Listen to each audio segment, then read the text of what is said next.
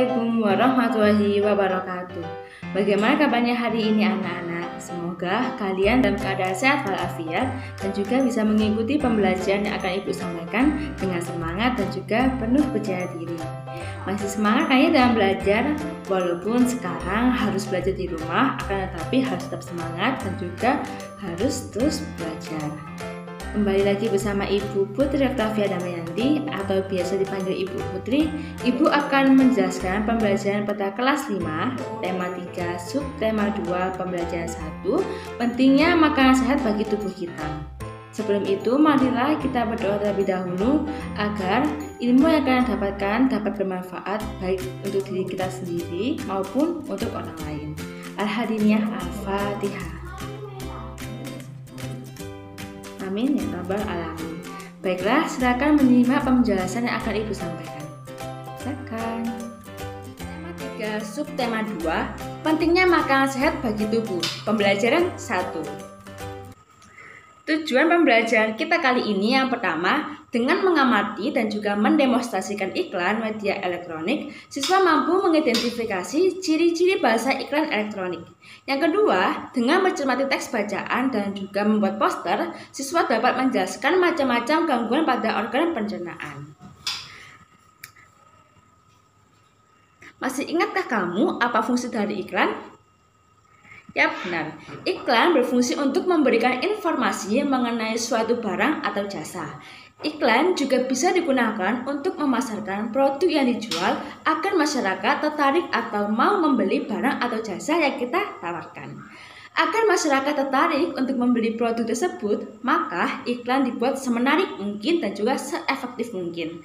Hal itu memiliki peranan yang sangat penting karena iklan bertujuan untuk memasarkan produk agar dapat dikenal oleh masyarakat. Masih ingat kalian pada pembelajaran sebelumnya, kita sudah membahas mengenai media penyampaian iklan.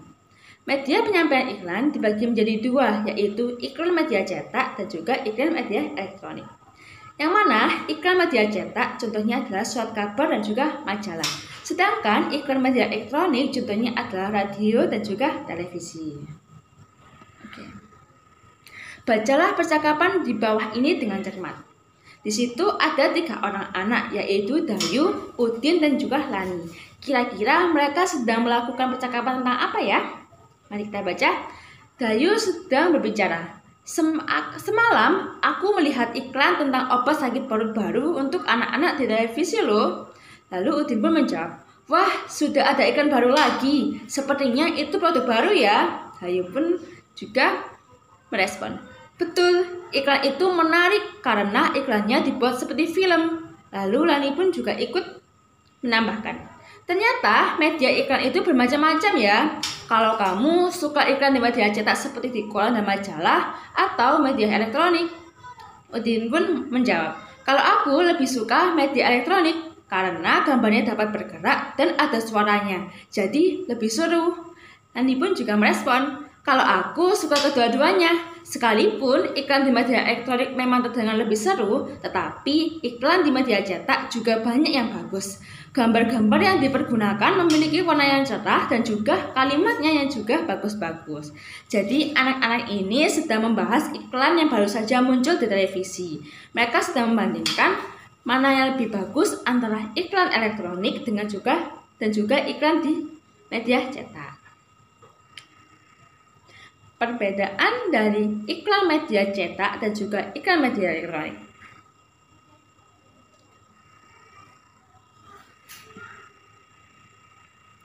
Iklan media cetak yaitu iklannya bisa dibaca atau dilihat kapan saja. Sedangkan pada media elektronik, iklan hanya sekilas dan berlangsung hanya saat itu saja. Pada media cetak hanya ditangkap melalui indera penglihatan, sedangkan pada media elektronik dapat menggunakan indera penglihatan dan juga pendengaran. Pada iklan media cetak menggunakan gambar diam dan tidak bersuara, sedangkan pada iklan media elektronik menggunakan suara dan juga gambar yang bergerak. Pada iklan media cetak, penggunaan kalimatnya terbatas hanya beberapa baris saja, sedangkan pada iklan media elektronik liputannya bersifat informatif dengan narasi yang cukup. Perbedaan pada iklan media cetak juga yang lain yaitu hanya menyajikan gambar dan tulisan saja. Sedangkan pada media elektronik bersifat langsung dan nyata, serta dapat menyajikan kejadian yang sebenarnya. Oke, Ibu ada contoh iklan media cetak. Di situ ada gambar teh dengan ada tulisannya, apapun makanannya, minumnya teh botol sosro. Ya, iklan tersebut adalah iklan dari teh botol sosro yang merupakan salah satu jenis merek minuman yang berbahan dasar dari teh. Hal menarik dari iklan tersebut adalah terletak pada kata kuncinya. Kata kunci digunakan untuk memudahkan masyarakat untuk mengingat barang atau jasa yang sedang ditawarkan. Ya, kata kunci dari iklan tersebut adalah apapun makanannya, minumnya teh botol sosro. Seperti itu. Ibu juga ada contoh iklan media elektronik. Ini adalah salah satu jenis iklan elektronik. Silahkan kalian simak. Kenapa harus teh pucuk harum? Segarnya nonjol. Gak bikin haus lagi. Gak nyangkutin leher. Teh pucuk harum. Manisnya pas. Manisnya pas. Manisnya pas. Itu karena teh pucuk harum dari pucuk yang pilihan. Teh pucuk harum. Pucuk. Rasa teh terbaik ada di pucuknya. I want more. Iklan yang baru saja kalian tonton tersebut adalah iklan dari teh pucuk harum. Yang mana iklan minuman merek teh pucuk harum memiliki durasi 30 detik yang cukup menarik. Iklan teh pucuk harum mengajak penonton untuk membeli produk minuman tersebut yang memiliki slogan rasa teh terbaik ada di pucuknya, yang berarti bahwa teh ini memakai pucuk teh terbaik di setiap tetesnya. Jangan lupa slogannya adalah rasa teh terbaik ada di pucuknya, yang menjadi daya tarik tersendiri bagi penonton karena slogan tersebut mudah sekali diingat. Masih ingatkah kamu mengenai cerita Dayu dan juga Mahnya? Ya, akan Ibu jelaskan. Di suatu siang, siswa-siswa kelas 5 sedang beristirahat di depan kelas. Di situ ada Lani dan juga Dayu. Lani memulai percakapan. Aduh, perutku sakit.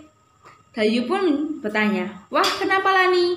Lani pun menjawab, sepertinya mahku kambuh. Dan Dayu pun merespon, yaitu, kemarin mahku juga kambuh Lani. Dokterku memberikan obat mah seperti yang ada di iklan di televisi. Bahkan ada obat mah yang memiliki aneka rasa. Mungkin kamu pernah meminumnya. Lani pun merespon, oh iya, aku jadi teringat ternyata aku memiliki obat mah yang kamu maksud di dalam tasku. Terima kasih atas perhatiannya. Lalu, apa kata doktermu waktu itu, Dayu? Apa yang menyebabkan mah kita kambuh? Ya, kira-kira apa penyebab seseorang dapat terkena mah? Betul, karena pola makan tidak teratur atau terlambat saat jam makan tiba. Oleh karena itu, jika memang sudah waktunya makan, silakan makan. Jangan sampai pola makan kita tidak teratur, karena itu bisa menyebabkan beberapa penyakit yang salah satunya adalah mah. Selain mah, sistem pencernaan kita juga mengalami beberapa gangguan lainnya. Ada beberapa faktor yang menyebabkan gangguan tersebut, misalnya mengkonsumsi makanan yang tidak sehat dan juga pola makan yang tidak teratur. Ibu akan menjelaskan beberapa gangguan organ pencernaan pada manusia. Oke. Yang pertama adalah mah, yang kedua adalah appendicitis atau usus buntu, yang ketiga adalah sembelit atau konstipasi, dan yang keempat adalah tifus dan juga lain sebagainya. Akan tetapi akan Ibu jelaskan 4 penyakit ini dulu. Kira-kira apakah kamu pernah mengalami salah satu dari 4 gangguan pencernaan tersebut? Jika iya, kira-kira mengapa hal tersebut bisa terjadi ya? Oke, mari kita cari tahu. Yang pertama adalah mah. Mah adalah penyakit nyeri yang berasal dari lambung. Penyebab mah tersebut adalah pola makan yang tidak teratur, luka pada lapisan lambung, infeksi bakteri dan juga stres. Seperti pada gambar di samping. Di situ ada gambar lambung sehat yang ada di sebelah kiri dan juga lambung yang sedang sakit atau terkena mah yang ada di sebelah kanan. Yang mana yang lambung terkena mah di dalamnya terdapat borok atau luka. Ya, luka itulah yang menyebabkan kita menjadi nyeri atau sakit di perut. Gejalanya adalah perut perih, mual dan juga kembung. Cara mengatasi MAH yaitu dengan minum obat sesuai dengan resep dokter dan makan secara teratur. Yang kedua adalah appendicitis atau usus buntu. Usus buntu adalah peradangan yang terjadi pada usus buntu karena infeksi. Penyebab penyakit ini belum diketahui secara pasti, akan tetapi diperkirakan karena tersumbatnya pangkal usus buntu oleh kotoran. Gejalanya yaitu sakit di perut sebelah kanan bawah, penderita juga mengalami demam dan hilangnya nafsu makan. Seperti pada gambar yang bagian kanan, di situ ada radang usus buntu.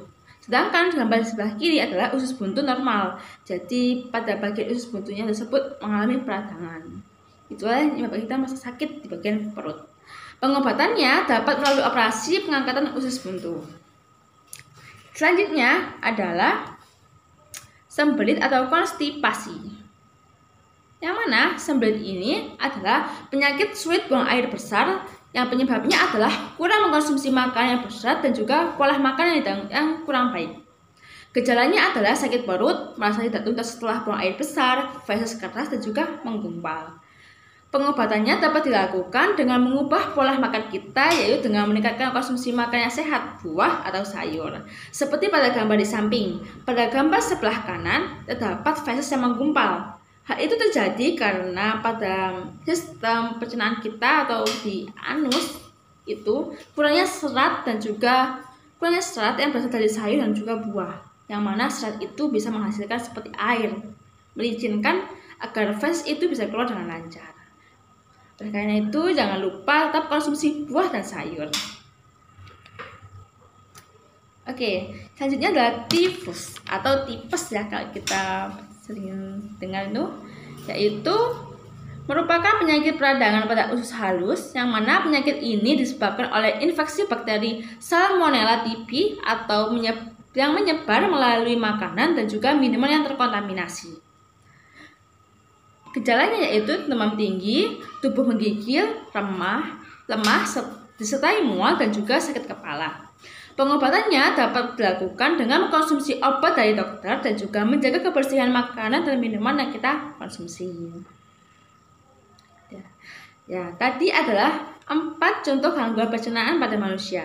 Tugas kalian adalah pilih salah satu di antara 4 macam gangguan pencernaan yang telah kita bahas tadi dan juga rancanglah poster yang menerangkan tentang gangguan pencernaan tersebut.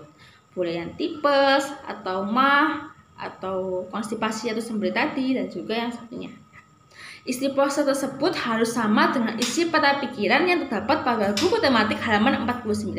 Silakan dibuka bukunya halaman 49. Di situ ada contoh bagian-bagian posternya. Namun kalian harus membuat dengan ukuran jauh lebih besar.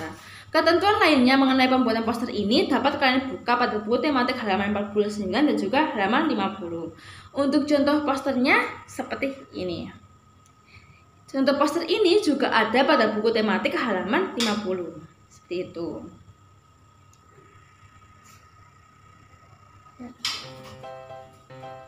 Terima kasih. Kurang lebihnya Ibu mohon maaf. Jika ada pertanyaan atau ada yang kurang jelas, bisa ditanyakan langsung ke Ibu ataupun ke Pak Udin. Terima kasih. Atas nama Ibu Putri Octavia Damayanti, Assalamualaikum warahmatullahi wabarakatuh. Tetap semangat dan juga terus belajar untuk bisa lebih baik lagi yang di masa yang akan datang.